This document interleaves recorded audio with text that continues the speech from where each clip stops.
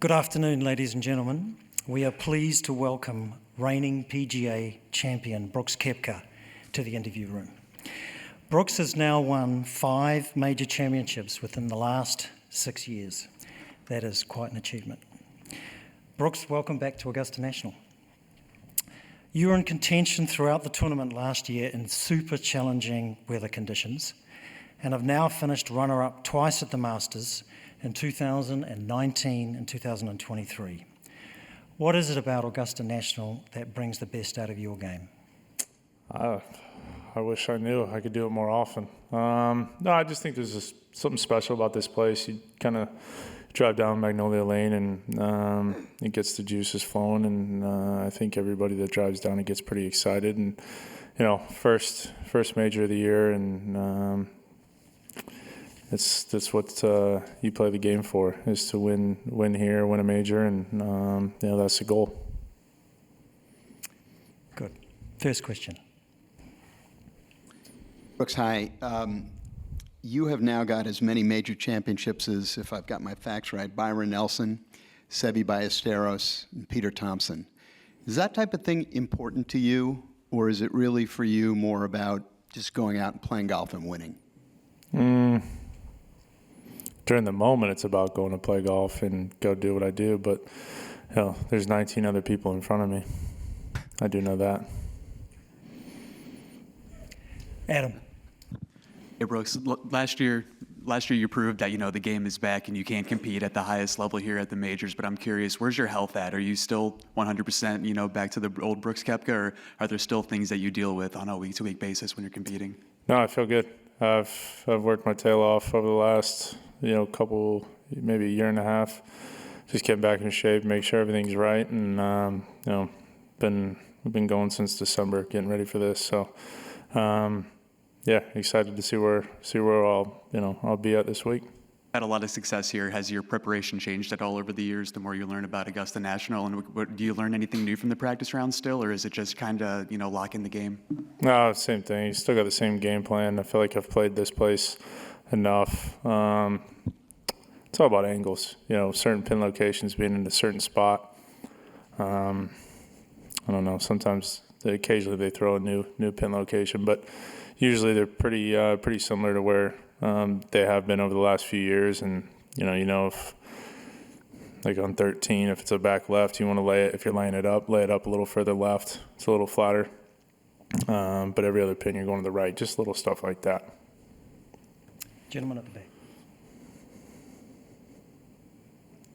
Brooks, I'm curious, what's it been like juggling being a dad this year and playing pro golf? It's the best. It really is. I don't know. It's the coolest moment in my life, having him here, and he'll be out tomorrow with the par 3, him and Jenna. So I'm super excited for that. And even last week, he came out Friday for the first round. I was pretty special for me just to see him. I mean, he's not going to remember it, but just have him there and seeing the first time he's ever seen me hit a golf ball. So, it's special. It's special for me, and I'm sure it is for Jenna, and, tomorrow will be a lot of fun. You learned anything about yourself, like in the process of being a parent? Yeah. Oh, I have. Definitely a lot more patient. It's the coolest experience, and every day just seems to get better and better. And I can't, everybody I talk to, it's like, just wait a few years, and then who knows, by the time he's 17 or 18, he's going to hate me. So it is what it is. Join the club. Yeah. Gentleman in the back row. Brooks, I think you'd mentioned at Oak Hill last year that you'd learned what happened Sunday here a year ago and wouldn't let it happen again. I was wondering if you could expound on that. No, I think you said it. It's pretty simple. I wasn't going to let it happen. I'm not going to share it. But yeah, I think if I get the chance this year, I won't be thinking that way. Now, Michi. Yeah, it was about the same question, but how do you feel about being dad, and talk about how being a dad affect your play, and how you feel about the first Masters being as a dad? Yeah, it'll be cool. Just trying to set a good example for him. I know he's too young to understand what's going on and anything like that, but just for the years down the road. Not trying to be perfect, but just trying to be the best man I can be for him and set a good example. Do you have anything come to the mind when you're playing golf at all? Like in general? When you're playing golf, do you have anything, a mindset changed after being dad? No. I think maybe if anything has changed, it's kind of lightened my mood when, like even this past weekend, I didn't play very well, and but I was still excited to come home and come see him and come play with him. And it's not golf's what I do. It's not my entire life, and I think that just kind of reinforces that. Hey, Brooks. What kind of emotions and energy do you get when you see the Green Jackets on property this week? I want one. That's kind of what goes through my mind. No, but it's fun. It's good to see everybody build relationships over the years. And it was funny. I hadn't even seen Jimmy Dunn all week, and then I was just talking to my caddy Ricky. We were in the caddy hut and watched Jimmy. So just ironic, but. Yeah, it's good. It's good to see everybody. Hadn't seen, in a year, pretty much. Sing Yang. Hi, Brooks. I think people love to see you taking good shots. I love to see you win. But my question is, do you remember any specific moment that make you feel a little bit struggling in Augusta, but which later turned out to be very helpful to your career? I don't know. I think you pick up maybe something each year you play. There's sometimes, like when I hit in the water on 12 and 19 when Tiger won, I hit a good shot. Nothing I can do. Maybe got about 5 feet too high with the wind. I was 3 back on that tee, so I was thinking I needed to press, and anything can happen on this back nine. So maybe if there was something to learn, just play it way out left. But at the time, I was 3 back. So it's tough to par that entire back nine and make up any shots. And then looking at it from last year, just didn't play great, but I think that had to do more with my attitude or with the way I was thinking. But each year you learn a little bit more and try to progress every year. Kyle. Yeah, Brooks, you seem to mostly stay in your own world, do your own thing. Are there any of your peers that you look at and try to emulate or look up to or try to take things from as you're building your game? Yeah, I've said this numerous times. I think when I was first coming out, it was Graham McDowell and Dustin. I was a bit of a hothead coming out in college, so Dustin's attitude, nonchalant attitude, being able to laugh. I remember, he might not even remember this. I was watching Doral. It might have been 2014 or 15. He hit it right on like 14, tried to punch it out. It hit the corner of the cart path and basically bounced it back where it was, and he just laughed at it. And I would have exploded at that at the time. But the fact he was able to find that kind of funny kind of changed the way I thought. And then G-Mac, just his grittiness and the way he goes about his process, he gets the best out of himself every day, and I thought that was super admirable. So it kind of I played with those guys a lot, maybe 2015 to 17, and kind of took bits and pieces that I liked, didn't like, and just kind of blended in my own thing. You still do that with other guys currently, or is that just something that you did when you were coming out? I did when I was coming out. I think now I've been out here long enough where I know what I'm doing. I like the process that I have, and I just stick to that. Mike. Thank you. Brooks, last year after the situation at 15 with the caddies, I heard some people say, well, that's a stupid rule anyhow, why you can't exchange information. I'm just wondering, generally, how do you feel about that rule?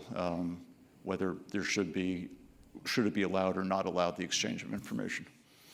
I mean, everybody's exchanging information all day long.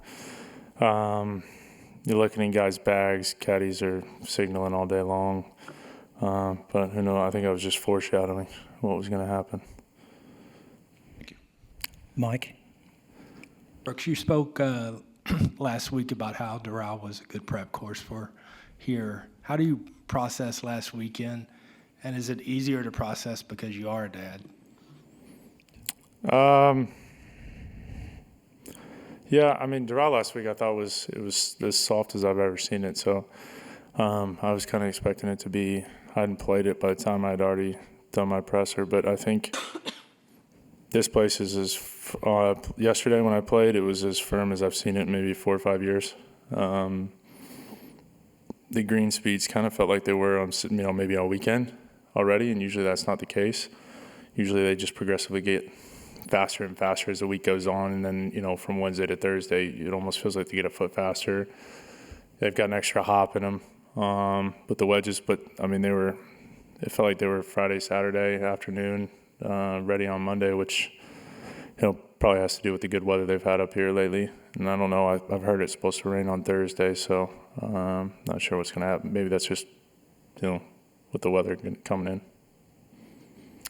Anand?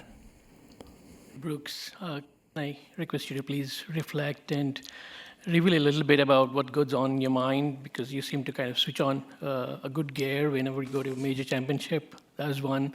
And the second is, how much are you missing competing against some of your best peers in pro golf, because you're out now, like places in Bay Hill and stuff like that? Repeat the first part. The first one is you seem to be able to switch on a different gear when you get to major tournaments. And what kind of mental work goes into making that happen? I don't know. If you can't get up for the biggest events, I don't know. I think there's something wrong with you. It's what I always dreamed of when I was a kid. When I was practicing in my dad's course when I was younger, it was always to win a major championship, and that's even today. That's what I foresee. That's what I think you're judged by, your legacy, what you're defined. I've always said it. I think you can tell exactly how many Jack, Tiger, Arnold, Tom. You can tell all these guys how many majors they won. It's tough to tell how many events they've won, but I know that there's one surefire way to figure out who's who is by major championships. Alan? Sorry. And the second question, are you missing playing, competing against some of the best golfers because you're not at events like Bay Hill and stuff? I mean, I think that's subjective. Look, the best players in the world never got together week in, week out. And I think that's kind of forgotten. We always, if you're going to look at the tour schedule, it was the majors, WGCs. I never played API that much, like later in my career or at Memorial, but those were pretty much the 10 events where everyone was for sure going to be there. And then it was just kind of sprinkled in everywhere else. And I think that's kind of how it is. You don't have the 40 best players in the world competing every week, every single week. And I think that's one thing that's forgotten. Alan? Hey, Brooks. It sounds like the course is already pretty dialed this week, but under softer or sort of optimal scoring conditions, do you think 59 is obtainable on this golf course? Have you played here? Not yet. Yeah, I could tell by the question. What number is obtainable in your mind? 63 is the low. I mean, anything's attainable, but yeah, if I want to go play the members tees and maybe play like 15 holes, yeah, I could do that. Thank you. Sean? Brooks, you achieve a different level of focus during major weeks or whatever it is. You get hyped up for them like you don't in other weeks. Have any of your peers reached out to you about your major approach for advice on how they should approach their major weeks? No, nobody ever really talks to me about it. Maybe they do, and I'm just not paying attention because I'm out here I'm kind of in my own world while I'm out here. plan. But as far as I know, not many guys have. I don't really think anybody's asked. But Did you share information if they did? I How th- you do it? yeah, I think to certain people I would. Great. Brooks, thank you very much for your time, and we wish you all the best for the week ahead. Thanks. Thank you.